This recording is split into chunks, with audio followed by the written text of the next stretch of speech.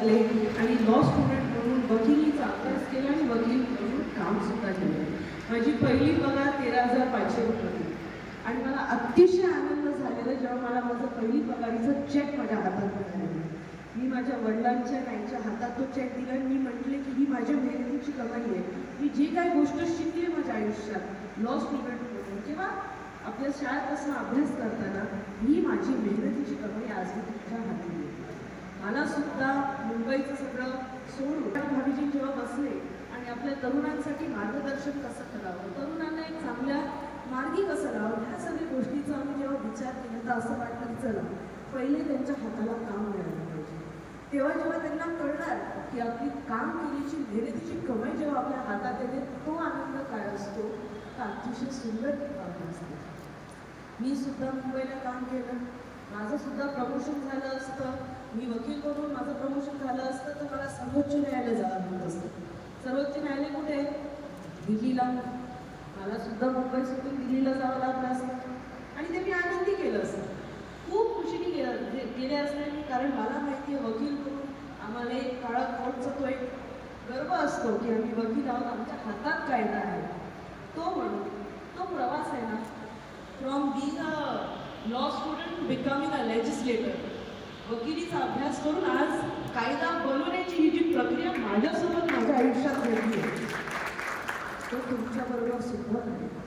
मला माहिती आहे, खात्री सुद्धा आहे की तुम्ही सगळे इकडे जे बसलात कोण ना कोणतरी नक्की उद्योजक बनू शकतो आणि कधी ना कधी पुढच्या 20 वर्षात म्हणा, पुढच्या 15 वर्षात म्हणा, तुमच्याला कोणतरी एक इकडे व्यासपीठावर सुद्धा बसलेला असेल. मला त्यात आनंद होणार की आपल्या मतदारसंघात म्हणून आपल्या नांदेड जिल्ह्याचं म्हणून इतकं नाव मोठं झालेलं आहे.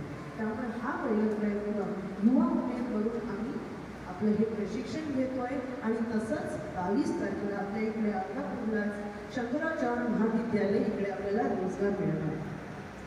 120 ते 140 वेगळे कंपनी येतात. आपल्याला कल्पना सुद्धा आहेत का एवढे सगळे कंपनीज येतात? मला सांगा, तुम्हाला जर कोणी इंटरव्ह्यू द्यायला जायला आपल्याला 140 कंपनीचा इंटरव्ह्यू द्यायला किती वेळ लागला असतो? किमान 2 महिने. नाशिकला इंटरव्ह्यू द्या, छत्रपती संभाजीनगरला इंटरव्ह्यू द्या, बँगलोरला जा, चेन्नईला जा, हैदराबादला जा, किमान 2 महिने. तुम्हाला संधी कळते ना? तुम्हाला 140 कंपनीज 22 तारखेला तुमचं इंटरव्ह्यू घ्यायला येणार. तुम्ही तयारी केली आहे का? हे सगळे जे प्रशिक्षण आज आपल्याला भेटत आहे तर ह्याच हेतू कारण आहे की आपल्याला तयारी करायची. 140 कंपनीजला तुम्ही तुमच्याकडे 140 वेळा संधी आहे की तुम्ही त्या त्या कंपनीजला इंटरव्ह्यू देऊ शकता. कुठल्या आणि मला खात्री हे सुद्धा आहे की 140 कंपनीजपेक्षा समजा तुम्ही 10 इंटरव्ह्यू दिले, 10 इंटरव्ह्यू दिल्यावर एक तरी तुम्हाला नक्की हायर करणार आणि तुमच्या त्या दिवशीच तुमच्या हाती ऑफर लेटर सुद्धा असणार आहे की तुम्ही आज ह्या कंपनीला जॉईन ह्या दिवशी करा. 22 तारखेलाच तुम्हाला ऑफर लेटर सुद्धा हातात भेटणार आहे की तुम्ही ही कंपनी जॉईन करून घ्या. त्यामुळे हे प्रामाणिक प्रयत्न आमच्याकडनं आम्ही सुरुवात केलेले. वेगळे कार्यक्रम आम्ही वर्षभरात घेत जाऊया आणि पहिला जो हा कार्यक्रम आहे 22 तारखेला रोजगार मेळावा, मी अशी विनंती करेल आपण सर्वांनी त्या रोजगार मेळाव्यात सहभागी व्हा. मुलींना सांगा, तुम्ही तुमच्या पालकांना घेऊन या. तिकडे वेगळे स्टँड सुद्धा आहेत, महाज्योतीसारखं आहे, सारथीसारखं आहे, वेगळे हे सगळे आहेत जिथून आपल्याला फायनान्स मदत भेटेल.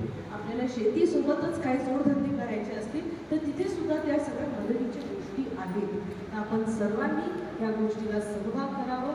22 तारखेला इकडेच अर्धापूरला शंकरराव महाविद्यालयाला आपल्या इकडे रोजगार मेळावा होणार आहे. आपण सगळे तिकडे आलात तर मला आनंद होईल आणि आपल्या सर्वांना रोजगार तिकडे उपलब्ध करून देण्याचे प्रयत्न